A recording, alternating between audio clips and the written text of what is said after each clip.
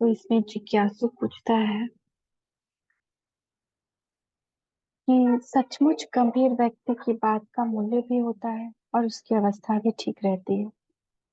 तो अगर हम गंभीर नहीं हैं, बात बात पर रिएक्ट करते तो हमारी बातों का कोई वैल्यू भी नहीं होगा। तो अगर हम गंभीर हैं तो हमारी बातों को एक बार जब हम बोलेंगे तो उसको सब लोग सुनेगा। इसलिए गंभीरता है बहुत ही सुंदर गुण है। तो जिज्ञासु बोलता है कि सचमुच गंभीर व्यक्ति की बातों का मूल्य होता है, उसकी अवस्था भी ठीक रहती है।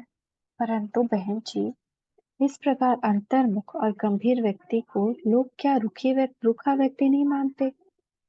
तो ब्रह्मा कुमारी जी कहती है, गंभीरता तथा अंतर्मुखता का यह थोड़े ही अर्थ है कि मनुष्य शुष्क बन जाए अथवा विनोद की कोई बात ही न करे।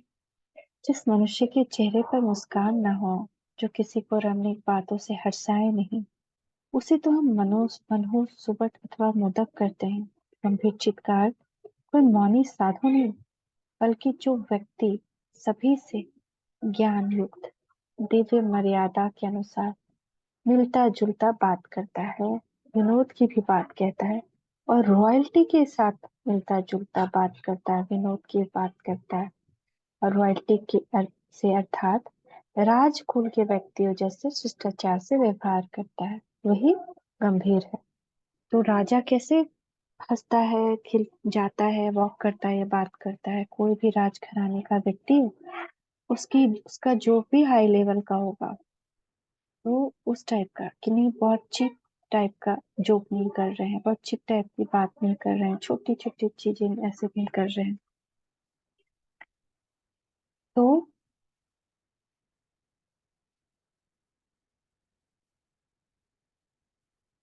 जो मनुष्य गंभीर नहीं होता, वो एक की बात दूसरे को सुनाता है, अपने घर की कोई न कहने योग्य बात भी दूसरों को बताता है, दूसरे की बात सुनने से पहले ही अनुमान लगाकर पहले से उत्तर देने या बोलने लग जाता है और इस कारण कई झगड़े पैदा कर देता है।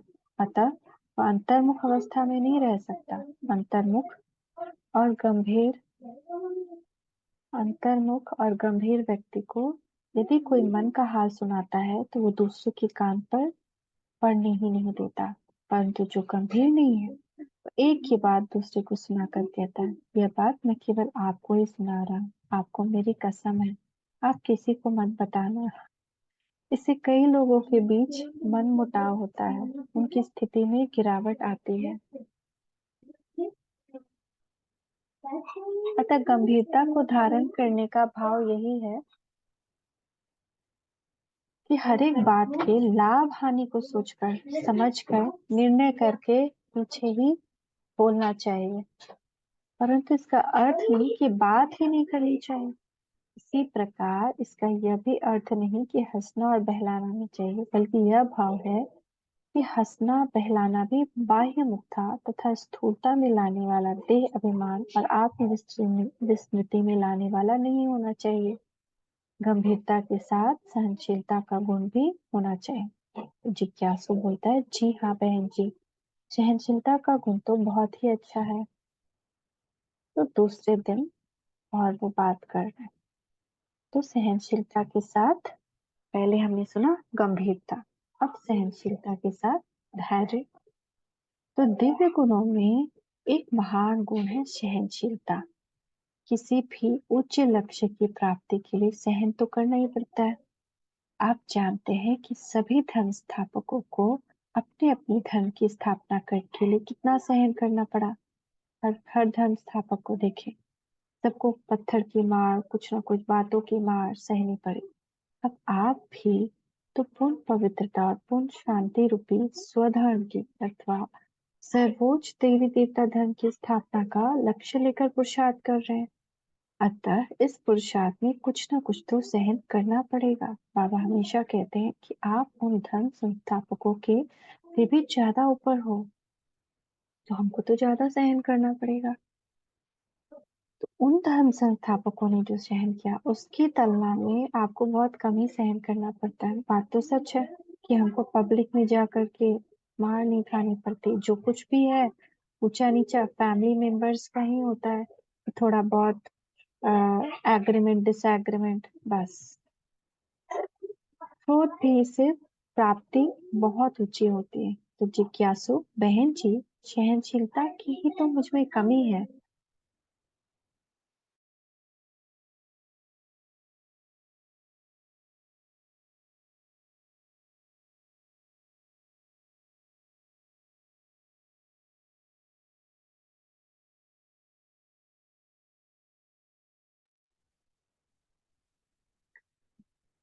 तो वैसे मैं मानता हूँ ये बहुत बड़ा गुण है। ब्रह्म कुमारी,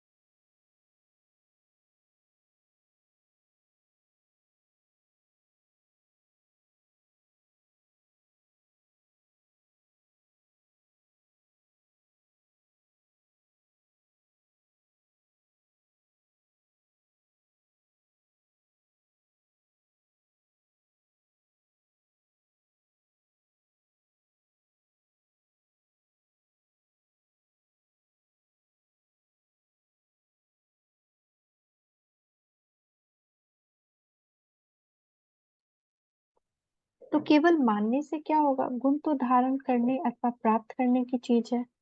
आप शांति और सुख को केवल मानते ही हैं या प्राप्त करने की कोशिश भी कर रहे हैं? देखो, आप यह भी जानते हैं कि जिन्होंने देश की स्वतंत्रता का बीड़ा उठाया, उन्हें भी कितना कष्ट सहन करना पड़ा, तब जाकर उन्हें इस अधूरे अधूरे स्वराज्य की प्राप्ति हुई। आज 5 वर्षों जितना अल्पकाल के लिए राज्य पद प्राप्त करने अर्थात संसद सदस्य बनने के लिए भी मनुष्य विरोध और कड़ी आलोचना सहन करते हैं।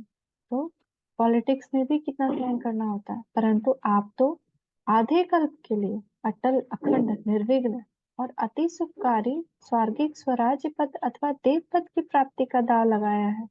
आपने तो सदा के लिए दुख और अशांति से स्वतंत्रता प्राप्त करने का बीड़ा उठाया है। तब आपको भी कुछ तो सामना और सहन करना पड़ेगा।